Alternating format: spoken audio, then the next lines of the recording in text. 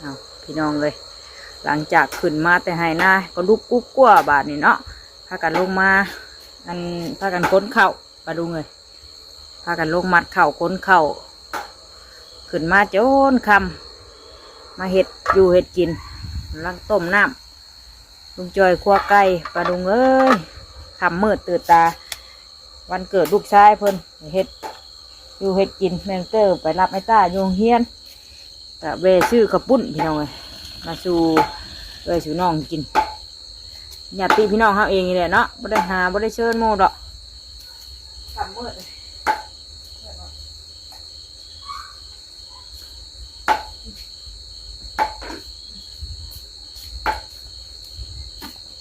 มาเห็ดกินก่อนจนมืดตอนนี้ก็จะจังโมงเบิ่งก่อน6:20 นาทีปลาดุงเลยมันหักค่ำมืดได้เนาะมืดแห้งแต่5 โมงสบายดีเด้อปลาดุงเลยเอาปอมหุ่งก่อนน้ำซุปนี่ปอมหุ่งซุปกันเพื่อนก่อนใบสิพันกับปุ้น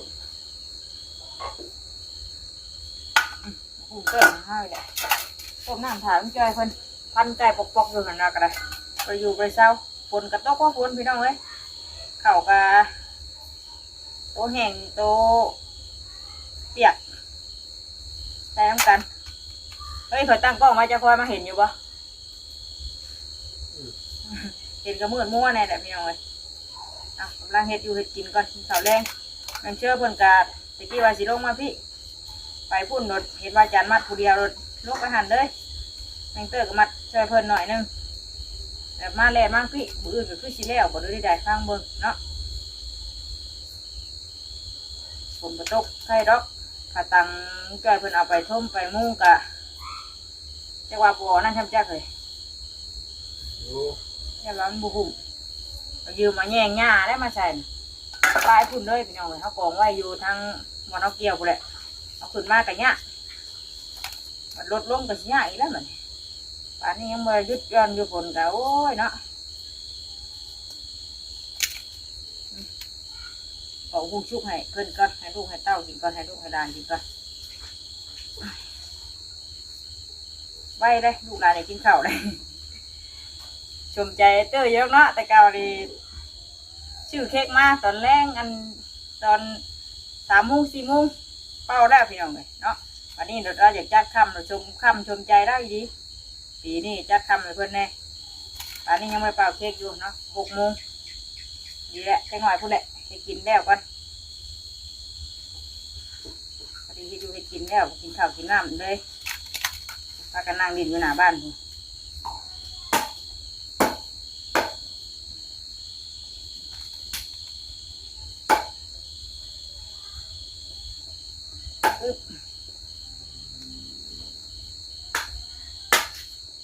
หมอพดได้ถ่ายเว้ยยังไม่ได้หรอป่ะ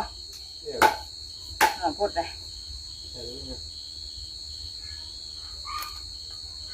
ข้าวก่อนน้องคงแน่ก่อนหมอพดอีกเดือดเลย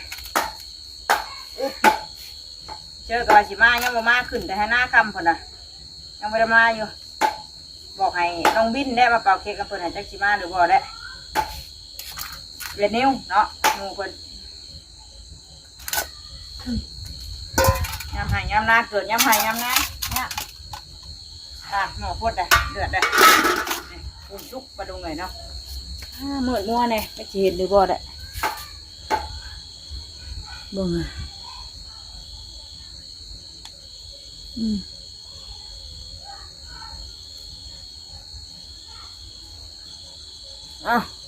คั่วไก่เรียบร้อย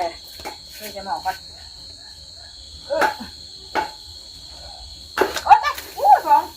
นุดหมอนุดมือโอ้ยชันมือหน้าพี่น้องเลยข้าวอะไรแห้งข้าวยันมูอยากกินข้าวแล้วเนาะเปียกแม่หาไร่ดอกต้มไก่ฮะกระถาไร่ดอกต้มไก่ดีจังเลยหาไร่อยู่ก็ตามสิว่าต้มไก่ฮะแต่กระถางเมื่อก่อนเนาะไปทางเมื่อก่อนไปกินเมื่อก่อนนู่นแหละจักหน่อยพอดีแล้วถามเชื่อมาเลยบอกให้ป้าจันมานำเลิกมันกินข้าวว่ะล้างต้มไก่คั่วไก่พี่น้องเลยเนาะ กับมันเตอร์ชื่อกระปุ่นมาเป็นเห็ดกระปุ่นปลาลาวมันเปิดเพลง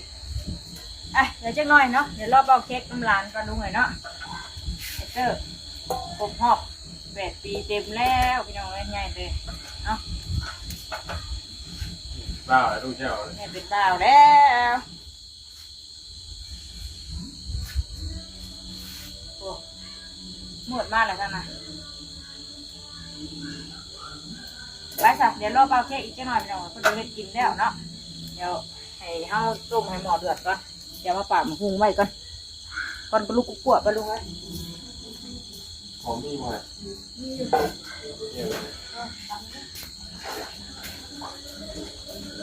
ป้ากันเปิดเพลงเดียวป้าไหนป้าหุงไว้ให้เพิ่นก่อนเล็กน้อยเนาะมาเป่าเค้กน้ำลานมาไว้ก่อนมันเกิดให้ลานเด้อป้าลุงเลยไม่มีอย่างดอกระจับแม่เดดอกเนาะหมูนายงามแต่ วันเกิดพ่อได้จัดเต็ม นี่วันเกิดอยู่ว่าบอกเลย จากวันเกิดวันขานแล้ว เกิดพ่อเพราะว่าจัดเต็มจ่ายดนตรีมา แอวก็จะขาดเลยปลาลุงว่ะจ้อยกับแอวก็จะขาดเลยจ้อยโคตรหาปัวพญาพญาเด้อเดี่ยวลำหน้าเรียกเกี่ยวเขา เข้าอยู่เอง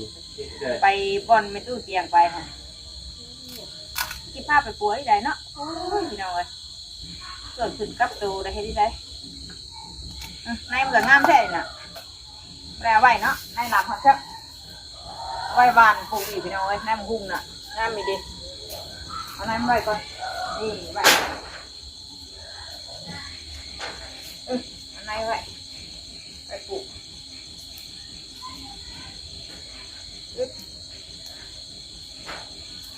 นายไว้นายดับหักเถอะพอได้กินชุกหุ่งเดี๋ยวนี้ถ้าตำก็ตำกินด้วยฝาดไว้เพื่อน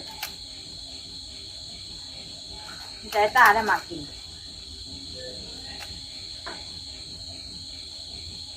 เป่าเค้กกันได้ไปยักษ์เนาะเกิดยามเบียกลูกเอ้ยไปยากจีเลยเพื่อมูขึ้นมาแต่ให้นะจะหน่อยหมอบดก่อนหุงชุกปลาลุงเลยยังห้อยอยู่หุงชุกแบบธรรมชาติเอาเลยได้ต้นปิดมาจากต้นไปเดี๋ยวรอถ่าจังหน่อยก่อนจ้ะต้มอันนี้ชุกก่อนเดี๋ยวหม้อเดือดก่อนจังหน่อยจังไปโตเป่าเค้กกันอยู่ในเฮือนผู้เนาะเดี๋ยวจูคลิปไปก่อนแป๊บนึงแจงสลันบันพื้นอยู่พี่น้องไอ้ผมข้างนอกเอามาเปิดเค้กก่อนบัดเลยจะเป่าเค้กแล้วบัดนี้เนาะจะเก่าเกิดเดวิดมาอยู่มั้งเอาสนใจแล้วอีดีบ่มาปีนี้เราเกิดขับจ้ะจนค่ำดิจะเก่าดิฉันพากันขึ้นมาแต่ให้หน้ากับมืดเดี๋ยวพี่น้องไอ้เล่น1 ข้าว 1 น้ำให้อยู่ให้กินเราต้องได้ค่ำบัดนี้จะเก่าดิฉันนี่เรียบร้อยแล้วสนใจเราอยากเป่าค่ำอยู่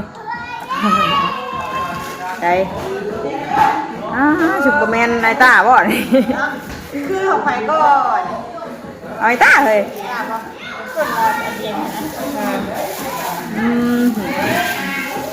อันนี้น้องเชื่อว่าชื่อเชื่อได้เดือดซุปเปอร์แมนซุปเปอร์แมนคักแท้มาซุปเปอร์แมนดีแล้วมาสภาพนี่กะ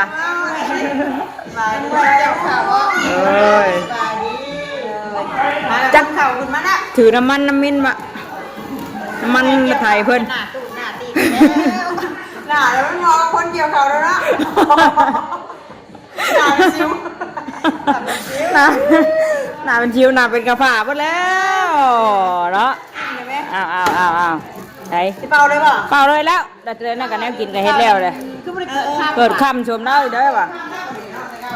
แต่ก็ซ้ำนี่เรียกได้ปักใส่ปักเทียนใส่เพิ่นแน่อันนี้ก็บ่เห็นฮอดอันชื่อติเดี๋ยวจะเลือกหน้านี่เหรอว่าหน้าตูดติหน้าตูดเนาะ ซุปเปอร์แมนนี่บ่ไปเอาน้ำมาไปกินแน่ครับเอ้ยไปแต่ข้าวมาหาแน่หมอจะหน่อยอย่างมันตักไปเป่าก่อนมาดิหมูมาเลยเนี่ยนะ มันยังมันแตกต่าง เอาไงอีกก่อนดิไปฉันไปถือไปปะใช้กระไพเดี๋ยวพอตามไหมเอาไฟไปปิดไฟบ่ปิดไฟบ่ไปใช่โอ้ใครชื่อเทปเลยใครชื่อซูเปอร์แมนนี่เด้อใครชื่อซูเปอร์แมนนี่อ๋อเป็นผู้ชายเป็นซูเปอร์แมนบ่ทางแกมากัน ไม่ได้ป้าสิดึงใหญ่เด้อ อ๋อมีไงยักษ์เลย นี่เด้อ มีเด้อของน้องเชิญนี่มีไงเด้อ จะดึงเองชนไหนพ่อ บ่ได้เชื่ออย่างบ่ มันชักถึงป้าเห็นน้ำมันว่าผมพอจันตะกี้ได้แล้วดึงออกมาสิ มีแต่ไงดิอันนี้ก็ต้องมีไงเต้ใต้ได้ไหมไปออกเปล่าไปเอาไปดอกบ่ไม่ได้ไปดอกเอาใต้เฮ้ยไอ้ตาอยากกินเลยพูดนะน้องจุกกะรอถาเป้าอยู่ไปเอาเลยมาปิดไฟบ่ เธอเข้าป้าดูแลถามเนาะแม่ ไปมาเนาะเอาเฮ้ยอะไรบ่ มันเกิดลุงเลยชื่อไหนลุงได้แบบนี้คนใหญ่ คนใหญ่มีวันเกิดสิหรอไปอันนี้นิดถ้าลองให้อ้ายเด้อเฮ้ยถั่วเปล่าป่ะอันนี้โอ้ยจะลองเปล่าหน่อยเปล่าได้เปล่าบนคนอยู่ดอกไปแล้วได้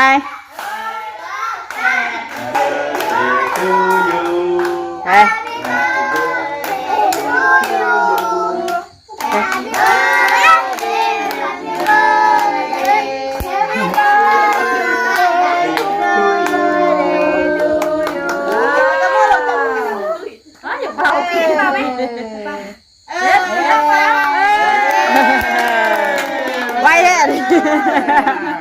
อย่างนี้เนาะเปิดไฟอย่าที่เวทีกินแล้วที่ผู้อาบน้ำในนอนนะเนาะพักผ่อนได้สาดกับไม่ได้ปูดิสาดกับไปโป๊กเข่าไปเลยแย่งบ่พ่อนั่นบ่พ่อรถโป๊กเข่าไปแล้วสาดกะเอาปาดเค้กกินเค้กก่อนนิดหน่อยกินข้าวเนาะนี่ได้หมูนี่ได้น่ะวินนี่ได้หมูกันนะวินนะวินเลยสบายดีบริสุทธิ์นะเดี๋ยวหมูสบายดีสบายดีนี่บัตรนี่แหละหมูมันก็ได้อันเดียวอันเก่าป่ะเป็นหนึ่งไม้ไหมจ๊ะหนึ่งตัวไม้เชื่ออันเก่าอ่ะแม่นบ่มาเด้อตายแล้วลูกไปยังทางมาน่ะ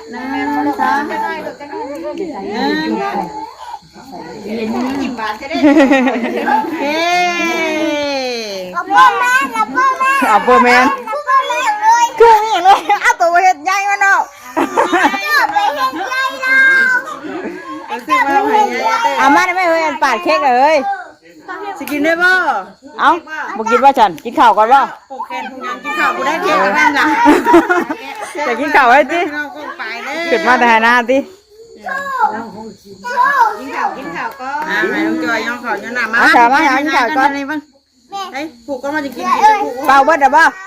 เป่าเบิดได้คุณได้กินกันได้กินแล้วสบายดีป้าลุงนะลูกสบายดีนั่งนกในเป่าหรอป่ะจะได้เป่าเลยนั่งไม่เอาผีน่าจะนั่งเอาปาดไปวันหลังว่าวิดอ่ะหมายแค่กันเชียวอาทิตย์มาแล้วนะช็อกโกแลตมานั่งพี่มานั่งมือเลยได้แค่ไปนะจ๊ะนี่มันนั่งเอาไอ้กระโมเดียวกันเนาะนั่นเดียวกันเนาะเอาไว้เดินเลย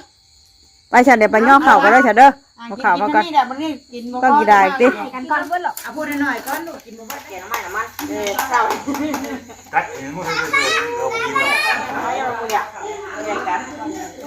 เย็นโดนนั่งแกง ยุ่งเนี่ย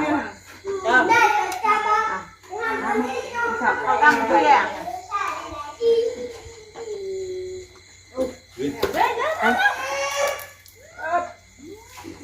ถ้าใส่กล่องที่ว่าเก้าอะไรใส่กล่องเลย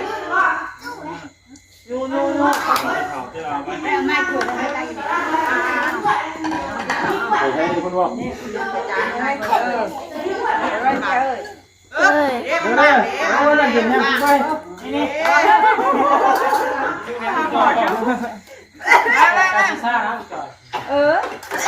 นี่มันแน่ละ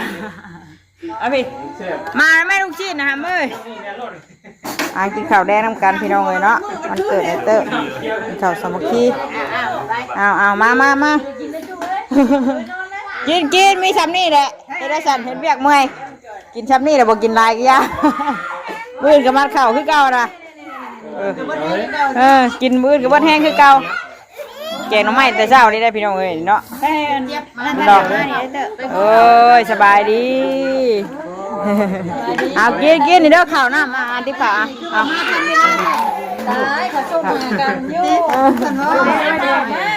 มาเอากินเห็ดสองผ้าเอาพี่น้องเนาะนี่แหละ เห็นว่างี้มาต้มไก่ใช่ไหม หลังเชียมาดิพี่เด้เอามาแล้วให้ตัวมาแบ่งเชียมาพี่น้องมากินข้าวกันเด้อกูอยู่ในหูเจ้าของมันเกิดกะพากินอยู่ในกันมีพี่น้องกันมีไอ้บินไอ้นิ้วกินข้าวเอาไว้เอาลูกมาเอาชีพมาก่อนดิอะไรก็ทำมานะป้าเอ้ยลุงมาแล้วลุงไงจะไปเห็ดลุงจอยเห็ดกินเนี่ยว่าแช่ก็ว่าแช่เอาแล้วนะป้าไม่ได้เลยมากินข้าวร่วมกันปลาลุงเลยเนาะใช้ถั่วแจ่วรบมันไหมเอาแบ่งนะแม่แจ่วนะป้ามาป้าแบ่งเมื่อไหร่ลุงแน่เอากินข้าวพี่น้องเลยปุ่นนั่นไหมบอกให้ลูกจะเอาแม่ขับปุ่น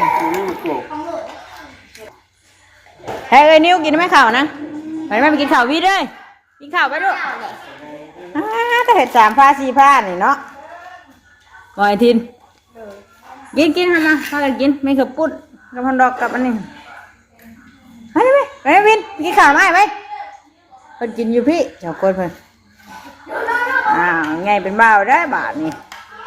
ว่าง่ายพักความเด้อเหมือนเด้อเป็นคนหู้ผู้ดีเด้อลูกเด้อเฮียนชื่นเก่งกระดาษอยู่ดีไม่แห้งสุขภาพแข็งแห้งหน่อยตะมากินไม่ข่าวไหมลูกไปตู้ใจดีเพิ่นโทรมาว่าอ้วนให้เตอร์ว่ะกินลายวะไอ้ตาบอกกินหน่อยตะกินไม่ลูกไปดูกินข้าวนะกินข้าวแรงพี่น้องเนาะข้าวทำขี้มาเห็ดเบียดขึ้นมาเมื่อยกินข้าวห่อนเดี๋ยวแซ่บแล้วนี่ต้มไก่กินข้าวปุ้นเนาะตาสบายดีป้าลุงเนี่ยหรอป้าลุงกินข้าวแรงเด้อจ้ะไอ้ทิ้นแม่เกี่ยวข้าวแล้วได้หำเดี๋ยวไปแท้ยังวะเฮ้ยไม่ได้ไปหน้ากับว่าแม่เกี่ยวข้าวแล้วอะไรว่าไปที่แบบนี้ไอ้ชิปไว้นี่ว่ากินไม่นานหลายหน้าติหลายบอลวะมันไม่ต้องมากินข้าวนะมาใส่มากินข้าวพี่น้องเลย3 ผ้า 4 ผ้าโอ้ทางนอกพี่กะโต๊ะกับมีทางพี่กับมีเด้อเอากินป้าเอานั่งกินพี่เดี๋ยวเอามาพ่อเฮ้ยข่าวเฮ้ยเด้อลุงไงเรามาเบ่งเลยพี่น้องมาต้องเอิญเอาเด้อเชียวไม่ต้องเอิญเด้อกันข่าวเบิ้ลเด้อมาเบ่งไงดิ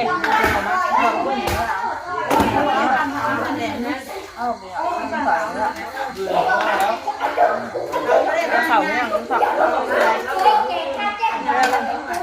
วเวลาเขาเย็นนี่ลูกข่าวลายข่าวมากกว่าว่าเขาอยากให้แล้วเขามาว่ามาเป็น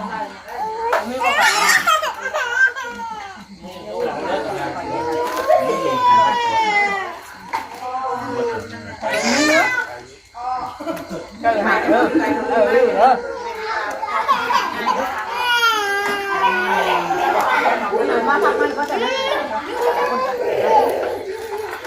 ไปวิ่งมากินข้าวทำแม่เป็นก้อนอยู่